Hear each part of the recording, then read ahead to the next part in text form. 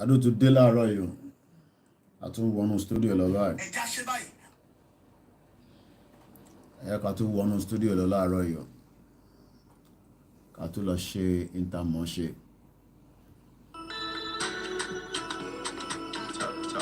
Mo kí gbogbo wa káàkiri gbogbo àgbáyé o. A very good morning and welcome once again.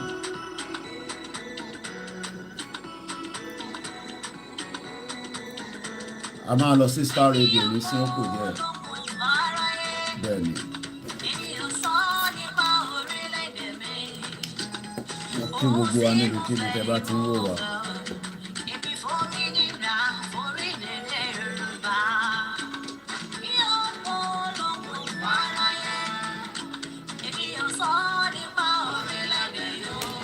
Mímí. Ìtafẹ́ la fẹ́. A ti ń gbáradì fún Star Radio láàárọ̀ yìí. Mo kí gbogbo ọmọ káàárọ̀ ìjẹrẹ. Kò gbọ́dọ̀ sú wa, kò dẹ̀ gbọ́dọ̀ rẹ̀ wá. Níbi tá a dé báyìí. Good morning, Dare Samuel. I am just getting ready for the Star Radio UK. A máa wọnú ètò Star Radio lọ báyìí, ó kù díẹ̀.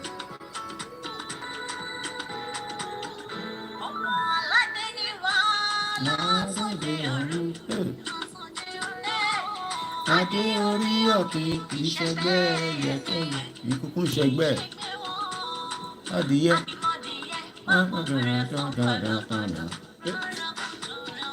Ọmọ ojú wa dìde.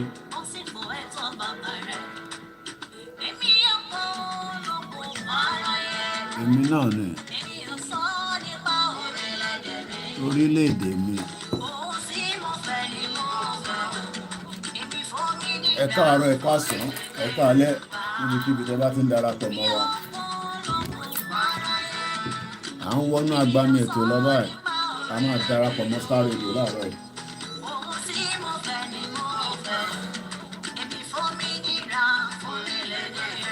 Ká tún bára wa sọ nípa tó ń lọ nínú ìlú burúkú yẹn. Ìlú Jagbajantis.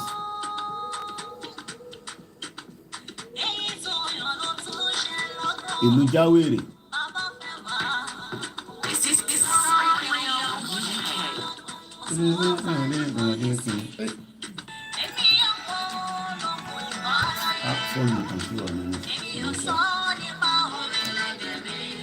Mo kí gbogbo alẹ́ nǹkan sí i.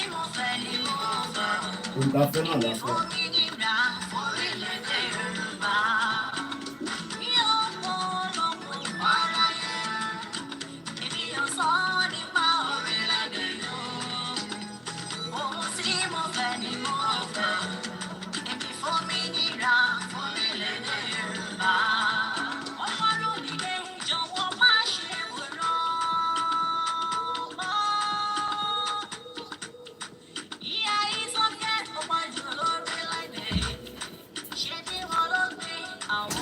Àwọn tó wà lé ní yàyàn tí tó.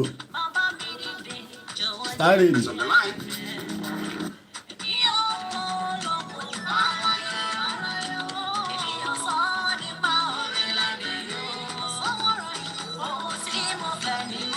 Mo kí gbogbo alẹ́ nǹkan sí o. À ń wọnú ètò lọ́wọ́ bá ó kù díẹ̀.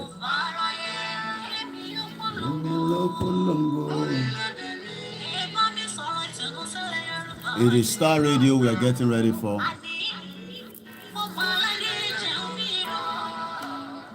Àníyà ń jẹ wá, àwọn kan níyà ò jẹ wá. Ẹ̀gbọ́n mi Richard, mo ti gbọ́ voice tẹ́ fi sílẹ̀, má worry. Bọ́ mo rà pé mo rí pé ti send voice kan sí mi, màá máa gbọ́ later. Bọ́ mo ń set up nísìn fún Star Radio. Orí kọ́ náà la wà látàárọ̀ tàti jí. Ká lọ fọkàn wá balẹ̀. Ìrìn àjò Ọlọ́run ni. gbogbo ẹ̀yin tẹ́ wà ń lé ẹ má yẹ kí politician máa dẹ́rù bà yín. Politician mọ̀ pé ẹ̀tọ́ wa ni. Once again, a very good morning.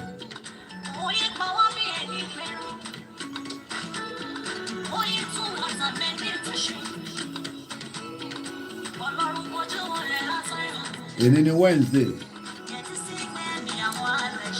11 o'clock máa darapọ̀ mọ́ wọn lórí Star Radio.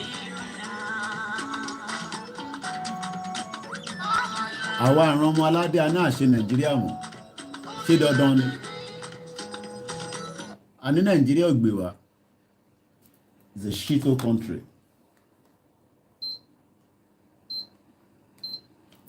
Ẹ jẹ́ a fi Nàìjíríà sílẹ̀ wọ́n ní rọ́ wọ́n ní ká takú sínú ẹ̀.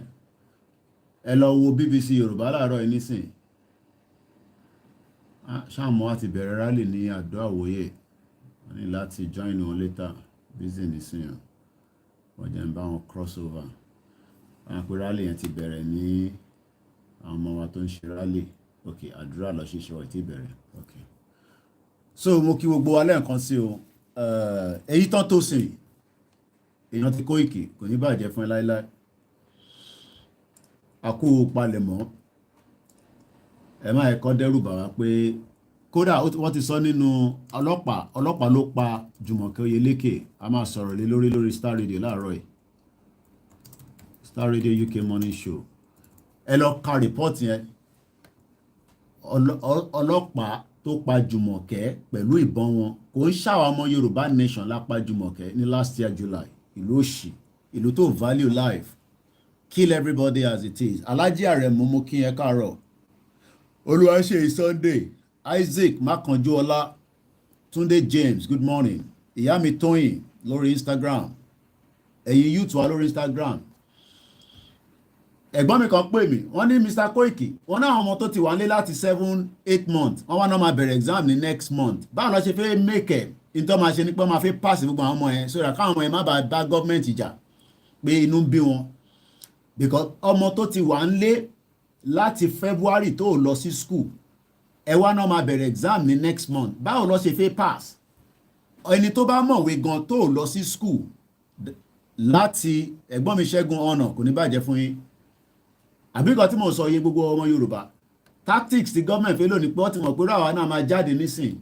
So gbogbo àwọn youth wọ́n ní gbogbo àwọn tó wà nílé wọ́n náà sùn ti call of strike 15 minutes before we go on the Star Radio. So now what the plan is, what they want to do is they will make it look like ẹ máa wọlé school o, ẹ máa resume o, but ẹ máa wá bẹ̀rẹ̀ exam the next month and they might pass everybody. Wọ́n kàn pass everybody ni. So that tó bá ti pass àwọn ọmọ yẹn wọ́n lè lọ dìbò ní next year. Wọ́n lè lọ dìbò APC àti PDP àti Labour Party bí ìgbà tẹ́ pé máa ṣe wọ́n ní àǹfààní kankan. A ní Nàìjíríà ò gbádùn, ó ti àlákà. Bẹ́ẹ̀ bá máa gbàdúrà níbẹ̀ lójoojúmọ́, àdúrà yẹn ò lè gbà, kò ń ṣe pé kó máa gbàdúrà kó máa ṣe gbogbo tó fẹ́ ṣe. Nàìjíríà ti damage psyche gbogbo wa, àtàní tó wà níta àtẹni tó wà nínú ilé, ó ti damage psyche wa. Messed up country, 62 years. Ẹ lọ wo analysis tá ṣe lánàá, gbogbo àwọn tó bí in the 50s wọ́n sì ń pariwo wọn Nàìjíríà. Gbogbo àwọn tó bí in the 50s wọ́n sì ń pariwo wọn Nàìjíríà.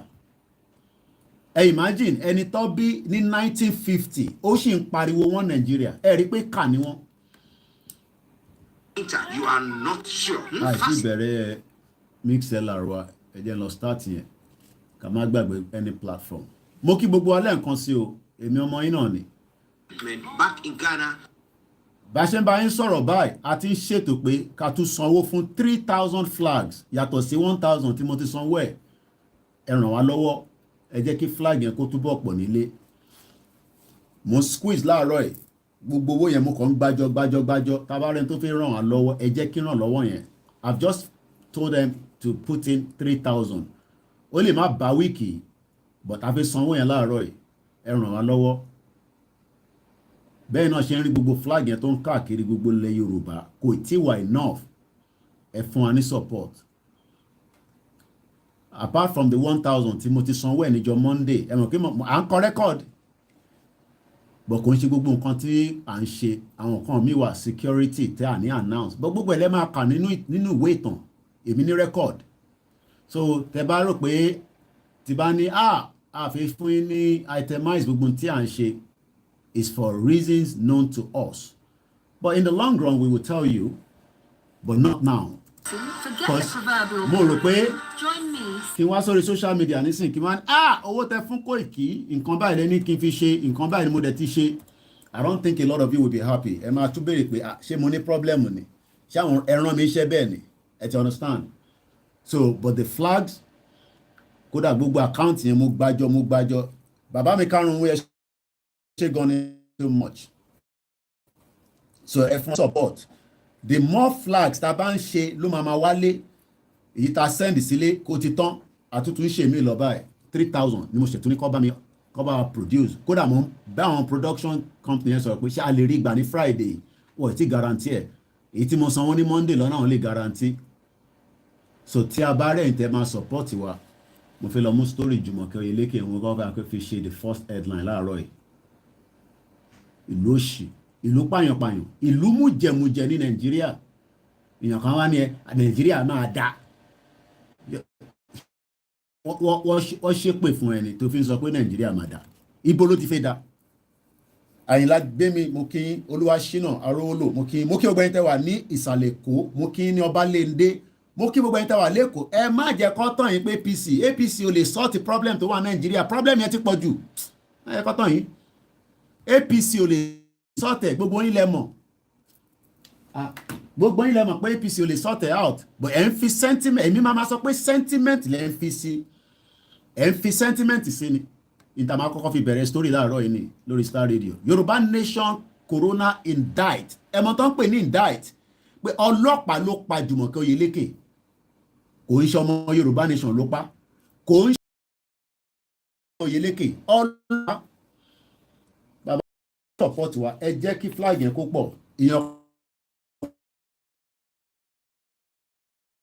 fún agbègbè òun wọ́n dẹ̀ ti sẹ́ńdò lágbájọ́ ní òkè ẹ̀gbọ́n mi kan náà pè lánàá wọ́n náà máa ṣe 200 fáwọn kan l'Ógbómọ̀ṣọ́ so ó di 200 pounds àṣà ń gbájọ́ mo ti kó gbogbo yẹn together nísìn mo ti ní kó lọ bá mi sanwó yẹn láàárọ̀ yìí so ẹ jẹ́ ká ṣe more flags so mo fẹ́ ká sọ̀rọ̀ pé nínú rìpọ́ọ̀tì yẹn máa fi ṣe full program ti Jùmọ̀kẹ́ Oyèlékè yìí kódà bó ṣe fẹ́ rẹ̀ mí tó tẹ́lẹ̀ kò ní rẹ odò lẹ́ máa ń sọ bí a ti bá ti parí Star Radio màá sáré ṣe program yẹn ẹ̀gbọ́n wa kan challenge wa lánàá pé kí ló dé tá ariwo ti kú Jùmọ̀kẹ́ Oyèlékè òun ló yẹ kó máa jẹ́ headline wa mo fẹ́ kẹ́ lọ kájọ kábíbà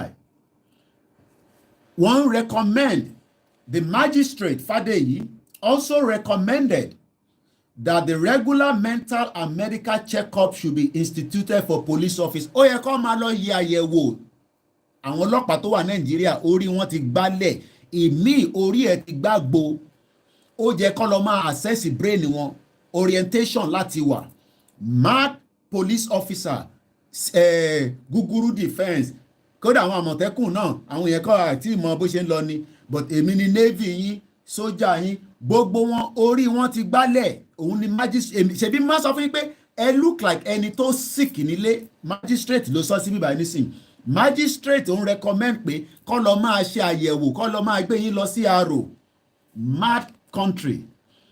He also concluded that access to Freedom Park ẹ gbọ́rọ̀ tó ń sọ yìí èyí tẹ máa ń sọ pé yẹn Yorùbá a lè ṣe rally ní Nàìjíríà ẹ lè ṣe ọ máa pa gbogbo yín dànù ní illiterate ló máa ń sọ̀rọ̀ bẹ́ẹ̀ illiterate ò ní làákàyè tí wọ́n sọ níbí báyìí nísìn ni pé he concluded that access to Freedom Park should never be blocked kí ló ń block ẹ̀ fún should never be blocked or condoned off in the future in tó ń bọ̀ máa dùn ní super rally and that no police officer detailed to protest rally ground should issue live bullet kò jẹ́ kí ọlọ́pàá máa lo live a ní ẹ̀ẹ̀mọ̀ ẹ̀tọ́ yín nílé adẹ̀ ń sọ fún yín ẹ̀fẹ́ gbọ́ ṣèbó la máa sọ mo dúpẹ́ fún magistrate Fadeyi kò ní bàjẹ́ fún gbogbo ìdílé yín tí ẹ sọ òtítọ́ fáwọn tó wà nílé ìyẹn magistrate yìí ó ní wọ́n gbọ́dọ̀ block Freedom Park mọ́ láyé wọ́n ọ̀dẹ̀ gbọ́dọ̀ lo live ammunition ìyẹn kan wá ń sọ pé wá kọ̀ pa gbogbo yín dànù illiterate lẹ́ni tó bá ń sọ̀rọ̀ bẹ́ẹ̀ àwọn tó bá ti ń sọ̀rọ̀ bẹ́ẹ̀ tẹ́ bá ti rí wọn tètè ya sá fún wọn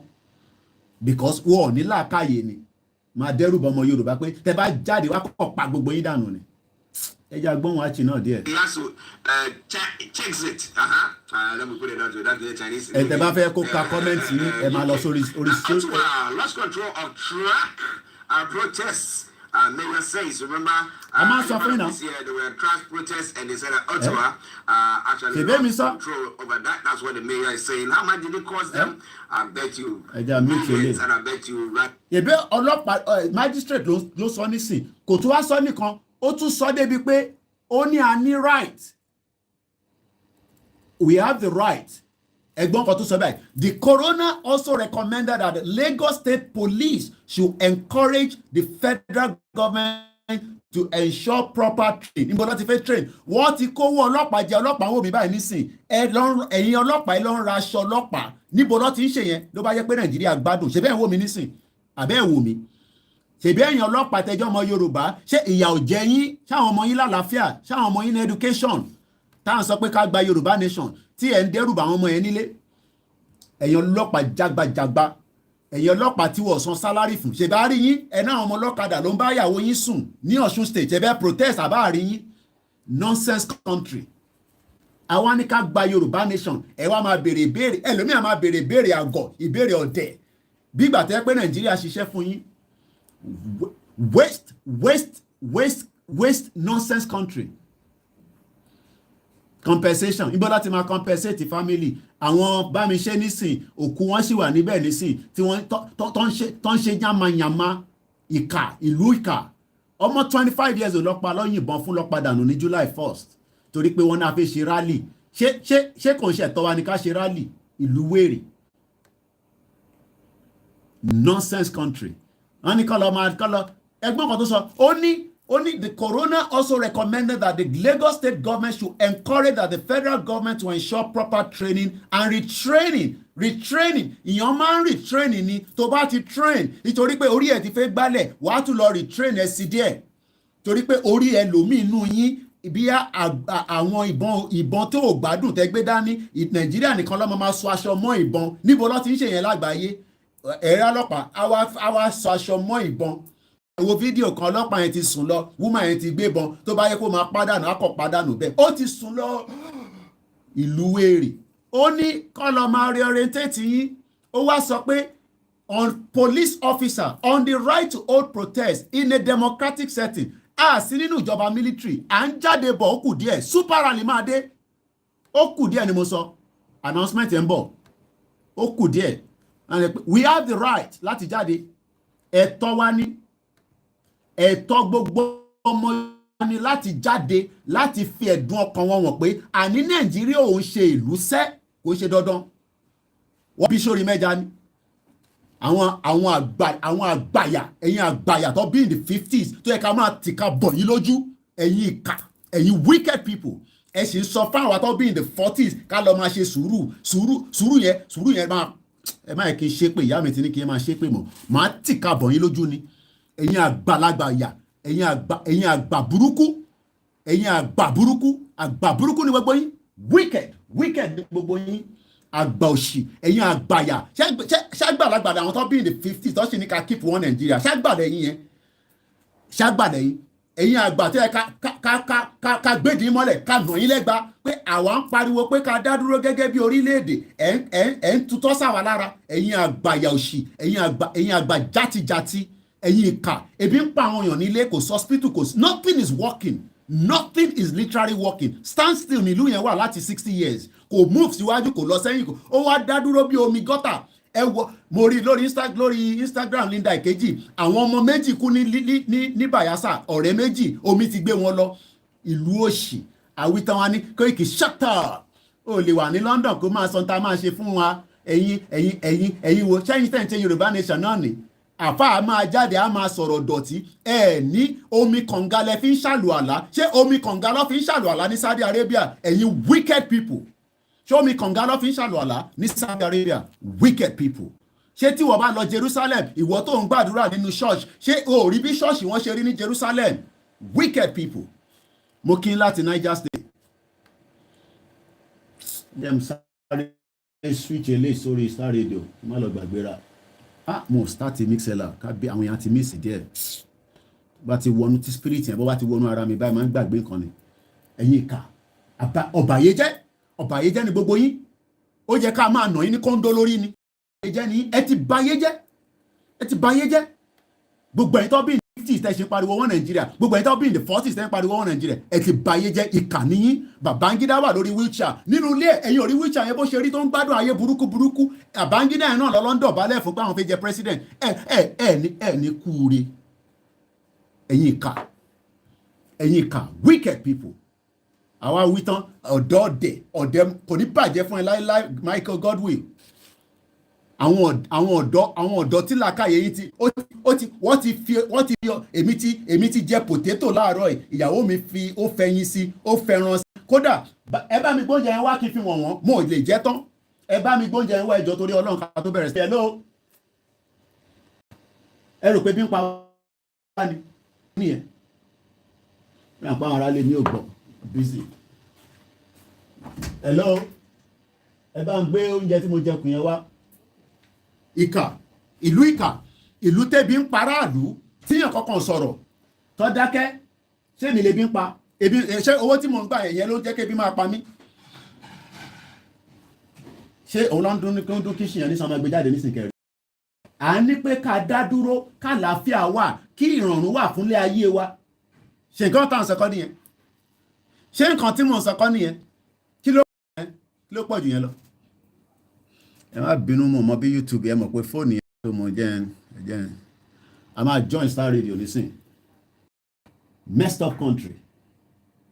Everybody kíyàn jí láàárọ̀. Òun lélẹ̀ gbàǹgbà lọ padà. Òun lélẹ̀ yo. Ẹ jẹ́ mu wá báyìí, ẹ̀yin tẹ́ wà mí báyìí. Ṣé rí? Mo ò lè jẹ́ tán. Òun lélẹ̀ tẹ́ ń rí yo. Ẹbí ẹ bọ́ ni àbí? Ó lẹ́ran nínú ní gbogbo ẹ̀ nínú. Ó dùn potato ni o. Kò ní bàjẹ́ fún ẹ. Àǹtilẹ̀kùn yẹn. Jókòó. Ẹni yà láò tẹ̀bí ń pa àwọn èèyàn. Messed up country. Àṣọ. Ẹ̀ǹjẹ̀ ọkàn jẹ́ kí inú mi máa bọ́ ẹ̀ láàárọ̀ yìí. Àwítà àwọn ọ̀dọ́. Ẹ̀yin youth tẹ́ ẹ kẹ́ máa bínú. Ìyàn kan náà ń wò wá láti Niger Republic. Kí lẹ́yìn tó ń ṣe lọ́hùn yẹn? Kábíyèsí Elédùmarè o. Ẹ careful níbẹ̀ yẹn o. Terrorist pọ̀ níbẹ̀ yẹn o. Ẹ jẹ́ á darapọ̀ mọ́ studio. Mo kí gbogbo alẹ́ nǹkan sí. Ẹ má bínú mo ní láti torí studio làǹdọ̀ nísìn. So we need the green screen.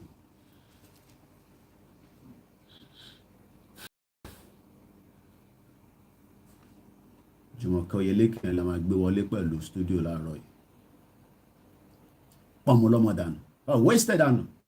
25 years old. Ti gbàgbé pé òun wá sáyé torí pé Nàìjíríà ni. Ṣé dandan la gbọ́dọ̀ wà together ni? Anáàfin wà together. Wọ́n ní politics. Tinubu ló máa ṣe ìjà àwọn ẹ̀yin mùmú. Tinubu ló máa ṣe kíni? Ó ṣe tì. Tinubu ṣe kíni? Ó ṣe tì. Tinubu kọ́ Tinubu ni. Ẹ jẹ́ á join studio jàre. Ẹ má bínú ẹ tẹ́ wà lórí bíbá èmi nìkan lè máa rí ẹni lè rí àchì. And it's all coming your way from Star Radio UK, your favorite African and Caribbean radio station in London. As I said, we have Mr. Live on because it's a Wednesday edition of the morning show where we know that we are always we don't have enough time to spare. But well, we'll be cracking on. And I promise you one thing for sure. I'll bring you that song uninterrupted. Not today, but sometime tomorrow or Friday. Of course. Well, the Naira may devalue by 20% in 2023. Maybe they can do something to bring it back. Anthony Adedeji, massive good morning to you. And let me take this opportunity to say massive good morning to the one and only Mr. Olayomi Koiki. Oh, Adak says that he's dancing. Adak, yeah. We thank God. Okay, just bear with me whilst I get Yomi's image on the screen. Yomi, massive good morning to you. Well, a very good morning to you, Mr. Archie. Good morning to you, Frank. Good morning to all our presenters. And a good morning to all our listeners that have also joined us from the sister platform as well. And I say welcome to Star Radio UK. The morning edition, 5 minutes past, 11 a.m. And it is exactly, the Wednesday edition where we know we are really short of time when it comes to the Wednesday edition because of the PMQ that we normally go at about 12 p.m. How are you doing and how is the family? Well, a little bit, boiling this morning. Each time you look at the situation in Nigeria, and if you look at the young girl that is right behind us there, you would just wonder, may Nigeria never happen to you? Is something that a lot of people might not understand. I'm doing very well. The family are very well as well, as usual, and I can only say we give thanks to the Creator. Listeners, Mr. Olayomi. Now let's talk about the whole thing. The NSAS issue as well. The shooting that took place on the bridge, toll gate. Yeah.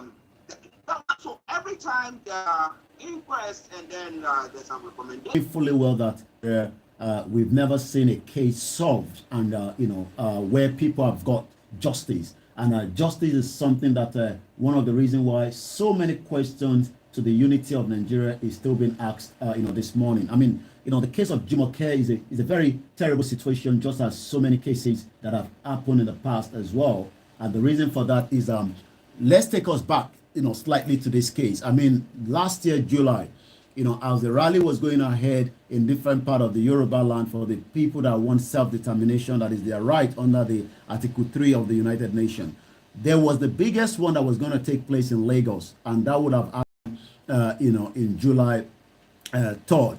But just 7 days before then, there was a terrible attack, assassination attempt on the life of Chief Sunday Adeyemo Igboho, at his residence in Soka, and that literally meant that, the reason for that everybody knew was because Chief, they said he will be coming to Lagos, as he has done before. The rally went ahead in the midst of the chaotic situation where 2 people were killed in Chief Sunday Igboho's house. We're talking about, his very close friend, Alhaji Adisa Adogon, a family man, and likewise his brother. Alhaji Adogon is the one on the right-hand side that was spending the night over in Chief Sunday Igboho's house, while his brother, that is on the right-hand side, Alhaji Fatai, a family man, were both murdered inside the house. But, we thought that would have been much more to condone than then going into the July 3rd. The rally went ahead as planned, but something happened that also became one of the news that we are discussing today, and that is, the death that occurred of the young Jumoke Oyeleke.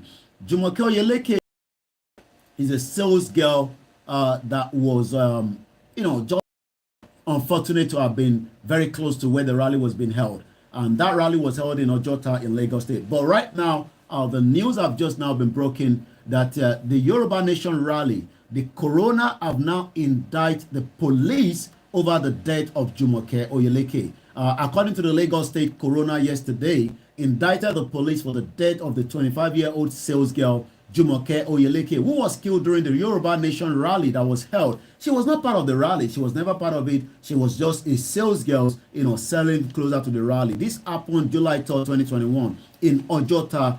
And the magistrate, Mukaila Fadi, who conducted the inquest, concluded in his finding that the police shot the deceased and caused her ultimate death. Fadeyi held that the only logical conclusion the court can make from his investigation is that the deceased died from a weapon by the Nigerian police. He therefore recommended the federal government should pay compensation to the family of the deceased.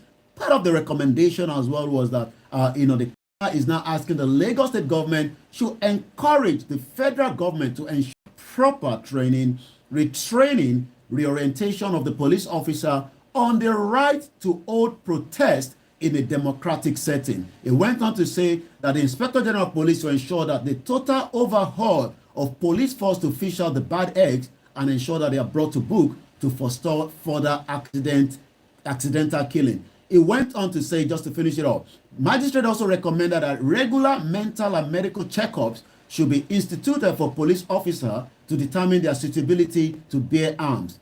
He also went to conclude that access to Freedom Park, where Jumoke was killed and where the rally was held, should never be blocked or condoned off in the future, and that the police officer detailed to protest rally ground should never use a live bullet. Well, that's not what's supposed to be. I mean, if you go for there's a protest and you are supposed to be policing it, that's what it's supposed to be. But what do we see in Africa? They'll go with live bullets and end up shooting people, killing people. Well, I could say in Nigeria, not happen to you. Let me acknowledge a couple of people. Prince Abimbola also there says, good morning, RJ and White Lion. As well as Mr. Frank, trust you good. Yes, we are doing very well. Thank you. Along this say, Mr. Koiki, good morning. Kudos to you for the good work you are doing. And Moyuwa also nigga says, good morning, all. Good morning, Moyuwa. Afalayan is saying that in Nigeria, there are no human right is not working well. Which I agree with you, 255%. And Moyuwa says, Nigeria not happen to us. Of course, that is our prayer, that Nigeria will not happen to you wherever across the globe that you find yourself. But has this lady been buried at all? Bamishe. Yeah. Well, I mean, this particular one has been, Jumoke has been buried, but remember that Bamishe, case is still ongoing. She has not been buried since February, that she was also killed inside in Lagos. It looks like, Lagos needs to really do very well, protecting, the environment and those living and doing businesses and in and out of Lagos State. But Jumoke has been buried, by the family. Is there going to be any compensation to the family for the loss of their?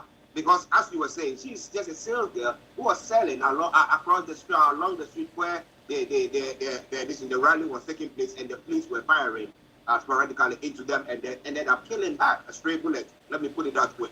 So as the state compensated her, their family? Well, we would have to wait. Now that the coroner have made their final judgment. So I think two things have to come out. The federal government controls the police in Nigeria, and that means that the federal government under the Inspector General of Police must find a resolution to pay a compensation. In terms of the state, the state would also into the next kind of situation like this. I mean, it's not just about rallies.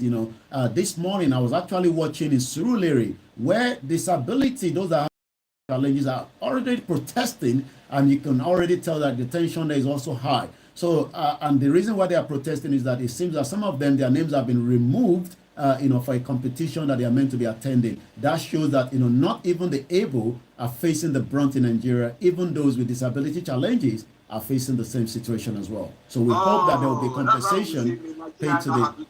Yes, so whatever the situation is, interesting one. But a quick one: the Freedom Park, is it a park that is in Lagos where you can just go for rallies and any kind of rally can take place there at all? Well, Freedom Park, as you did mention, is one location in Nigeria that, especially in Lagos State, that is one of the most unique parts. Freedom Park is Memorial Park area in the middle of the downtown Lagos Island, Nigeria, which was formerly Majesty Broad Street Prison. It was designed by the Theolonsin. The park was constructed to preserve the history and cultural heritage. So when you look, I think I've mixed that up. Freedom Park in Ojota is the one that we are talking about. Freedom Park in Ojota actually is the one that have the late Ganifawa. The Ganifawa Emi is a freedom activist, a senior advocate of Nigeria, and after his death, his sculpture was mounted in Ojota. So it has now become an emblem where people go and have their different kind of grieves against the government. So and it has been like that for a very long time. But it seems that the police have always tried to disperse people using live weapon. But we now hope that with this judgment, things will be changed and allow. We're not in a democratic, in a military settings. We're in a democratic, and it is the right, for the citizens, to protest whenever they are ready to do so. And it is the job of the police officer to guide those that are protesting, and according to the coroner, not to use the live ammunition. Good morning to you, and lots of love to you. And can you Seni Saliman say good morning, sir Baba Ni Koiki. Thank you so much again, sir. May God be with you, sir, and may God let you live long. Okay, that's good. Amen. Again, Yoruba Nation, no going back. Thank you very, very much. Keep your comments coming through, and I promise you one thing for sure, that I'm going to be reading them. And share the broadcast with your friends and loved ones, provided you like our pages as well. Okay, now let's move on straight to some of the other stories making the round. The value of the Naira is set to devalue by about 20%. Looking at 2023. Now, who is making that statement? Well, the Naira is really devalued, and, you can tell based on the exchange rate. The exchange rate to Naira this morning is about 132 Naira, and it's about almost 750 Naira to a dollar. Now, local currency unit is set to weaken further next year, as its current exchange rate to dollar is well above fair value, according to the Bank of America. According to the report by Bloomberg, economics says in a note, that three indicators widely used in the black market rate, the central bank's real effective exchange rate, and our own currency fair value analysis shows that the Naira is 20% overvalued. We see scope for it to weaken by an equivalent amount over the next 6 to 9 months, taking it to as high as almost $720 20 Naira per US dollar. Why the Naira will come under increased pressure due to limited government external borrowing, devaluation is unlikely happening after the February 2023 presidential election, if there was going to be one in the first place. Well, is there going to be an election or not? That is a big question on the lips of most people who continue to listen to us on this platform or Nigeria as a whole. But what do you think? Do you think the election is going to be taking place? I'll follow you and say in Nigeria, if you don't have a bill, you cannot see justice. Well, are we saying that we are living in a democratic dispensation? The Prince Abimbola says Nigeria government don't respect human rights. Okay, they summed it all nicely. Let's go back to Yomi, because 17 minutes past 11. Yomi, what are some of the stories making the round? Well, the flood situation is creating more havoc in Nigeria, as more Nigerians are facing the situation, and less help is coming from the government. Senator Rep faces probe over illegal budget passage is one of the headlines coming as well. The Northern Coalition to publish article Tinubu Obi's promises. Remember, the three of them were kind of all the way in the northern part of the country over the weekend, and it seems that those in the northerners are now going to be producing their own what they can call promises, probably maybe just to have it, just as promises were made during the APC 7 years, and those promises have not been fulfilled. So let's touch one or two more because of the time. We can literally come back again to you in the studio. Once again, this is Star UK. It is your finest African and Caribbean radio station in London, the Wednesday edition, as we say. The FRC warns Abuja, Lagos motorists against using Ekiti. Let's have a look at that. Remember, yesterday we were talking about unfinished airport or cargo airport in Ekiti. It seems that the news again is going back to Ekiti. FRC has advised people traveling through Ondo from Abuja to ply Akure, Ondo, Ife, Ibadan, or Lagos, Ibadan, Ife, Ondo, or a road. What could be the reason for that is one thing I want to find out. Acting FRC Corp Marshal Daudu Bill disclosed this yesterday. Mr. Bill also advised people traveling from the western part of the country through the state to the north to ply the same route. He explained that the advisory became necessary because the Igbara, Okelara, Moki, I know the area very well because I was in that axis, I think in 2017-18 when we traveled to Ondo State. Route is totally blocked at the moment. However, in the interim, operative as well as logistics have been adequately deployed. So that is the news coming. If you're traveling, please plan those journey very well so that you do not find yourself in the pool of water that we saw about 2 weeks ago when one of our scholars, actually, drowned. I'm not sure whether they were aware of the, I mean, and those of us that are driving thinking that, vehicles will be stable in a very large pool of water, please take precaution because you will lose control and you could drown as quickly as possible. This, scholar drowned and died in his vehicle 2 weeks ago, Saturday. May so rest in peace. Igbo rulers, Bishop asked Buhari to release Nnamdi Kanu is the headline as we continue. So, almost a week now, if we're going tomorrow, the Nnamdi Kanu judgment has been, acquitted and discharged. But yet the DSS, the federal government, refused to release Nnamdi Kanu. At 19 minutes past, this morning, Igbo ruler, Bishop is asking President Muhammadu Buhari to release Nnamdi Kanu. We therefore unequivocally support the call for the immediate release of Mazi Nnamdi Kanu in line with the judgment of the court. The Southeast Council of Traditional Rulers, representatives of the Igbo bishops, joined the call on President Muhammadu Buhari's regime to release Nnamdi Kanu, the leader of the indigenous people of Biafra IPOB. The medical, in a statement issued yesterday, signed by Igwe Inameka Achibe, chairman of the Anambra Traditional Rulers Council, and Oko, the Methodist Archbishop. We might be discussing that later on tonight. What will be the consequence should the federal government refuse to allow Nnamdi Kanu to be released? Probably later on Niger Voices. But for now, because of the time constraint, I'm going to slightly come back again to you in the studio on Star Radio UK Morning Show this morning. Okay, I think the audio must have gone. I'm going to...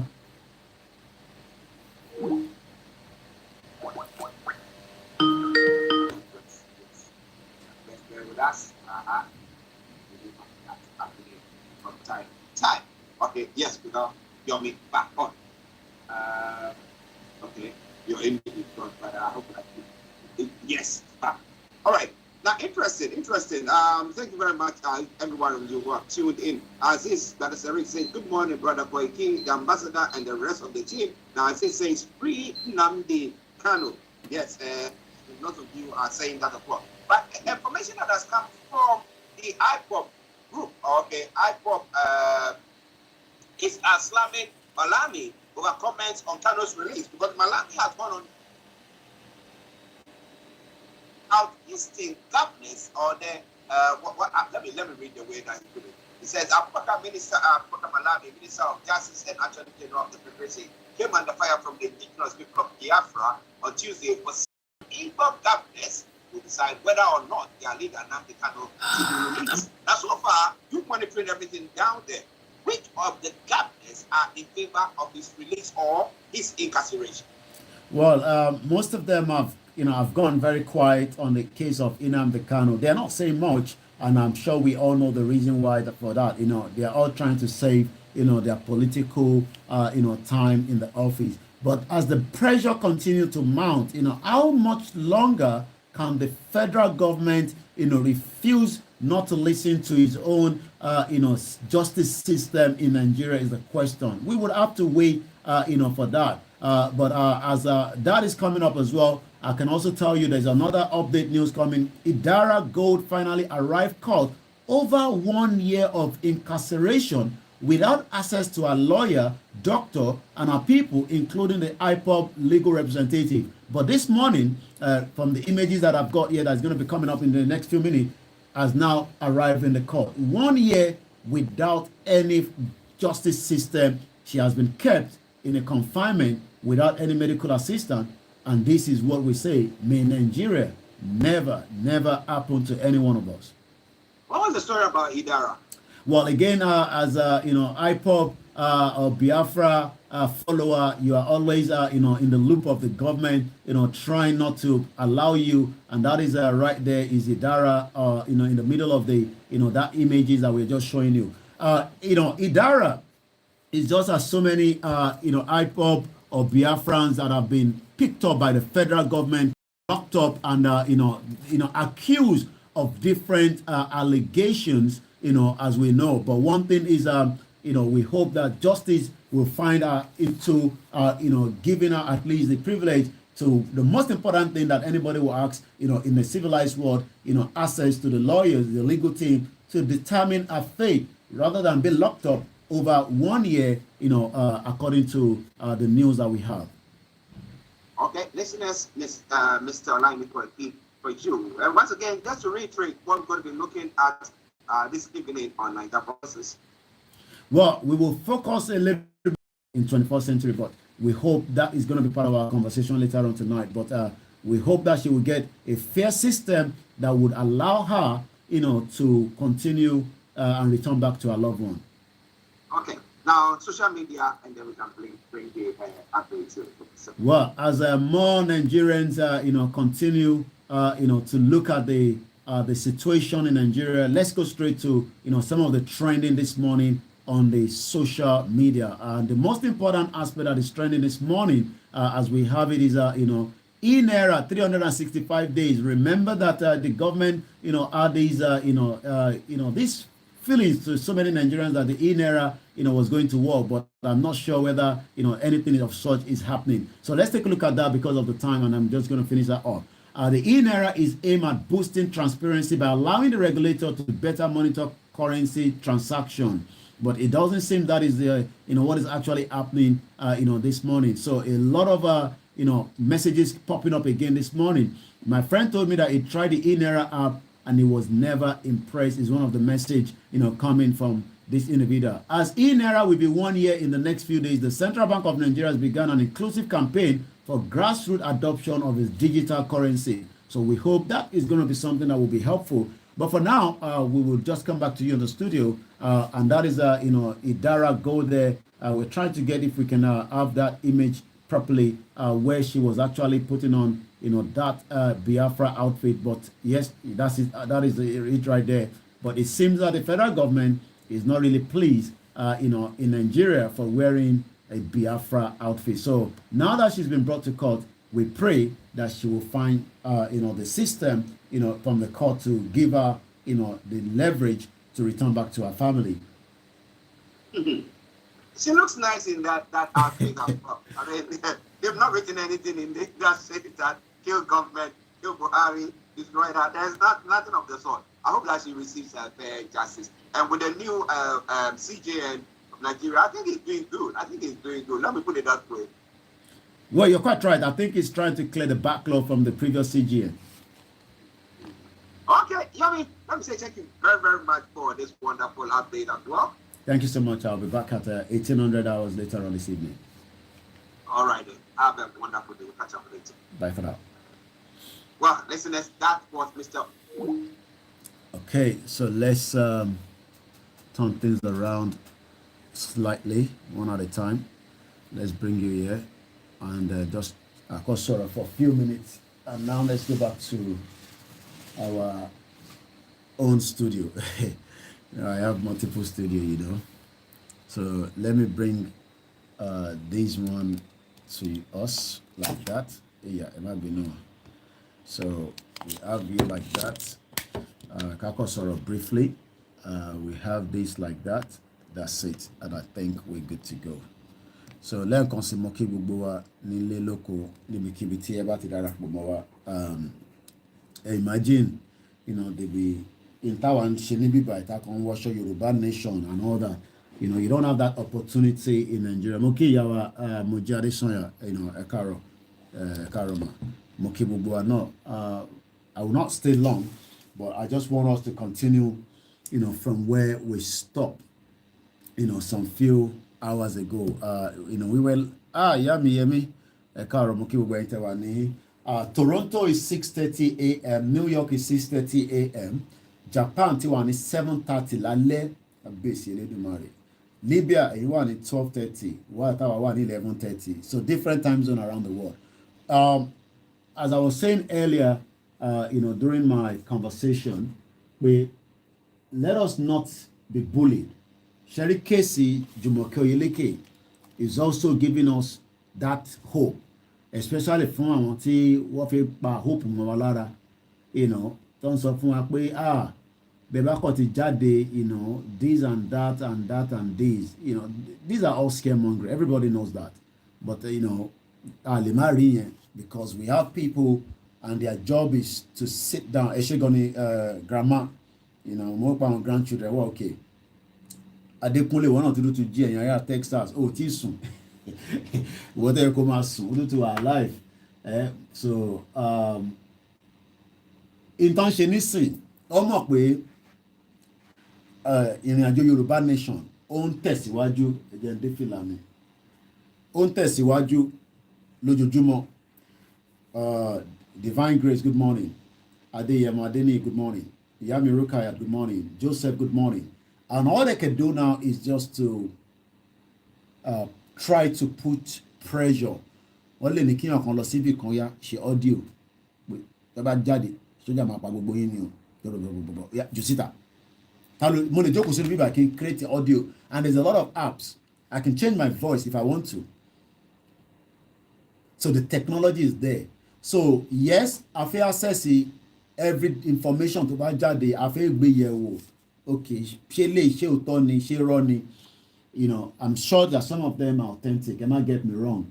But what I'm trying to say is, níbi tí ọ̀rọ̀ ìrìnàjò yìí dé nísìn, kò sí ìjọba Nàìjíríà kankan tí bá ní ìjọba Nàìjíríà from top to bottom.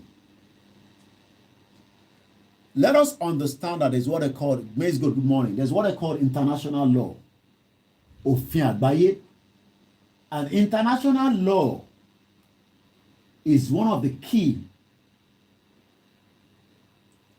Àmọ́ wá ti wà live nísìnyí, so mo ní láti ẹ fún mi ní few minutes kò mo ní láti help wọn láti transmit lọ sí live tó ń ṣe lórí Àdó Àwáyé. A ní láti help wọn. Let me okay ẹ̀yin tí àwọn tó ń pè yìí àwọn ní kọ́ọ̀lù ẹ̀gbọ́n ṣe ń wá sí bíbá ẹ̀yin tẹ́ wà lórí Ọláyọmí Kóìkì ẹ jẹ́ kí ẹ fún mi ní few minutes. I'm just gonna play music. Mo ní láti help wọn láti transmit nǹkan ṣe ní Àdó Àwáyé. So let me just give us something to listen to while I sort that out, because mo ṣe máa lọ sórí software and all that ni. So it might take some few minutes. So let's just play something while I deal with that. Àfi tó bá yẹ pé fẹ́ ká kọ́ ṣí phone line, but a wà lórí Instagram at the moment lórí ilé. So mo kí yàwá pẹ̀lú ọgbà ìtẹ́ǹṣẹ́ ọjọ́ ìbílẹ̀ ni. Christina, good morning to every one of us. Let's listen to this while I help my team on the ground to do transmissions.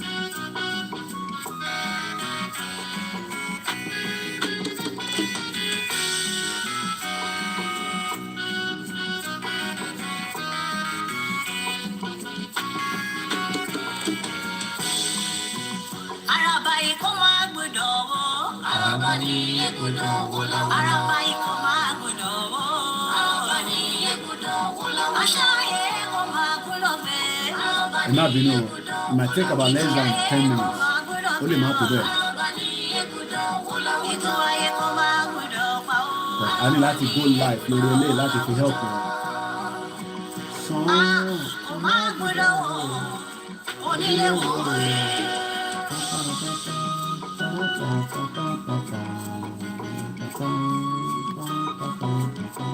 Ọlọ́gbọ́n ayé ò ẹ̀sùn mọ́ mi.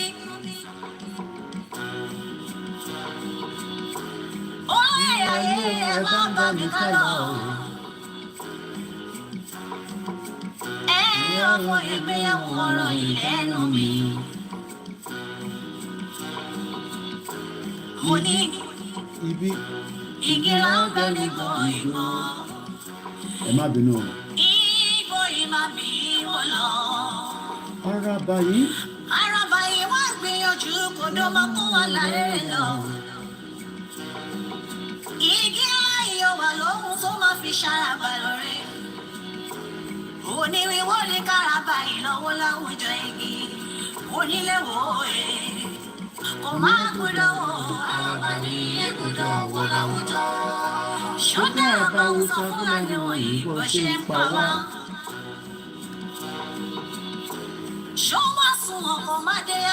A fẹ́ kí translation yẹn lọ sí gbogbo platform wa ni mo ṣe ọ̀rẹ́ náà bí lẹ́nu wa. Àwọn àgbààgbà ikọ̀ wọn kò tẹ́ra odò sí wọn kó wà láyé lọ. Ó máa ṣe òye, kò máa gbọ́dọ̀ wọ̀. Àràbà ayé kúndà wọ́n láwùjọ.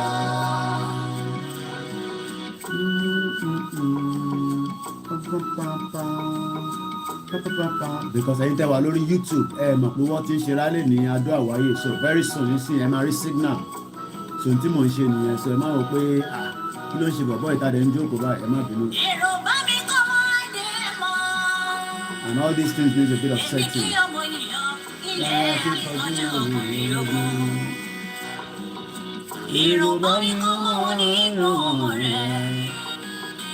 Akíyàwó tó bí Sunday Igboho. Àti bàbá Akíntóyè kí gbogbo ẹ̀yin ìyá wa. Ẹyẹ tó má ṣe bọ́ kílẹ̀ ò sí ní gbọmọ. Òrìṣà. Òrìṣà tí ó ṣe gbogbo ọmọdé mọ́ ni. Ṣé bí ẹ̀hún ọmọ lágbẹ̀dẹ? A kí gbogbo ẹgbẹ́ kọ̀ọ̀kan tó ń ṣiṣẹ́ Ẹ bá lè takuntakun. jẹ́ ẹ̀gbọ́nà jẹ́. It's our right to self-determination. Akẹ́mi ọmọ sọ ń kọ̀kọ̀ láì Okay, dá. constitution ẹ̀ máa jáde nísìnyí. Kìkì orí tó máa bọ̀ ní wípé. Yorùbá nation ní Yorùbá kìíní. Níbo la fi go back Ẹ̀dá mi tẹ́lẹ̀? rẹ̀ ṣọmọ òye. Go back anywhere. Ó máa ń gbọ́dọ̀ wò. A gbọ́dọ̀ parí ìjà tá bẹ̀rẹ̀ yìí pẹ̀lú a gbọ́dọ̀ parí ẹ̀. Ọmọ Yorùbá ẹ jẹ́ ká Ó kù rórí. díẹ̀. Ọjọ́ wo ni wọ́n dalẹ̀ ìfẹ́ tó gangan? Àwọn kan sáré kó lè dára. Àwọn kan máa dẹ́rù bà yín. Ilé wọn jẹ́ kókó mi láwọn kan sá. Àwọn rálá, àwọn orí kinní kan. Tàbá jáde wá pàpà gbogbo yín ní ẹ fọkàn balẹ̀. Ìran Yorùbá láti dá dúró. Ìrònú kẹ́lọ́ fi mọ̀ ṣọ̀kan. Òyìnbó tó kó wa papọ̀ gan náà a gbọ́dọ̀ lọ. À ń bọ̀ sí bọ́ sí. Ó máa gbọ́dọ̀ wò. Àwọn bá ní ẹgbọ́dọ̀ wò láwùjọ.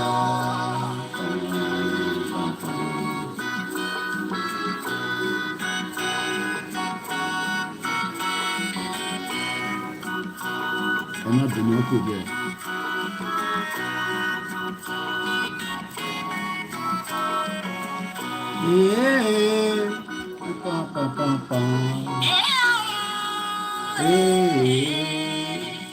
Ó yà wá lẹ́nu táwọn àgbààgbà tó gbogbo ẹ̀yin àbàtọ́ bí ní the 40s tẹ́tún ní ká dúró de Nàìjíríà ìkànnì gbogbo yín. Ìdí táwọn àgbààgbà yìí tó kọ́ Wọ́n ní sọ òdodo wọ́n máa sọ ìkànnì wọn. Ó ti sọ́wọ́ àjẹgẹ́ wá jọba. Àwọn àgbààgbà wo. Ìrọ̀láwọ̀ àgbààgbà ìgbé dálẹ́jọ́ kiri. Wọ́n máa ṣe òye. Wọ́n máa gbúdọ̀ wò. Àwọn bá ní ẹgbọ́dọ̀ wò láwùjọ. Ẹ má bínú. Ọba mẹ́wàá ìgbà mẹ́wàá yóò máa lọlé ayé gbọ́. Lọ́ba lóye Yorùbá. Mo bẹ̀ yín ẹ ṣayé ire. Kò bàjẹ́ láyé Olúgbọ́, kò má bàjẹ́ láyé Àrẹ̀sà o. Ó má sọrí tí yìí bàjẹ́ òye. I need a lot of movement here now. Abẹ́ orí. Àrùgbó Yorùbá ó máa fọwọ́ rọrí kú mọ́. Ẹ má bínú ìtẹ́ wà lórí Facebook. Ẹ bá I have to nà come out lọ́mọ for filming. kékeré kú sí kiri. Òun lọ́kọ̀ lè lóko nílẹ̀ Yorùbá wọn. Kíjokíjo lọ́dọ̀ ló wọ̀n yìí wá ń sáré kiri.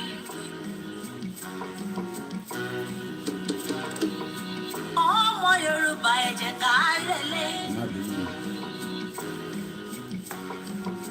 Bájọ́ bájúmọ́ á ń padà sílé bàbá ẹ̀ nìyí.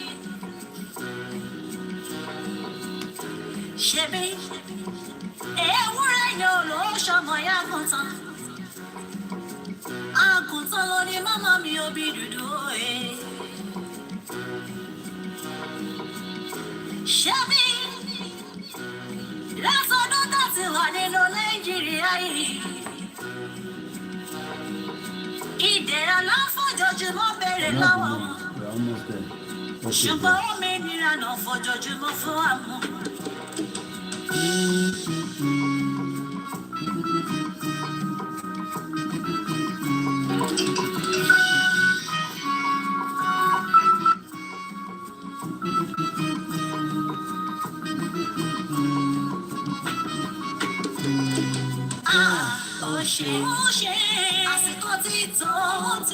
àti wà láìpẹ́ lọ́sùn.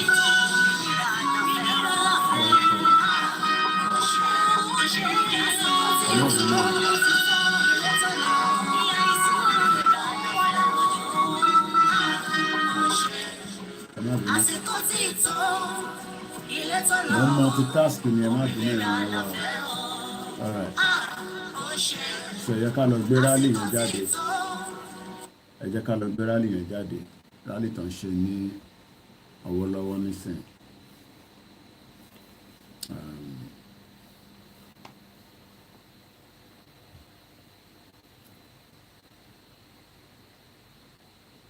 Ẹ má bínú. Mo sorry gan-an yẹn wa.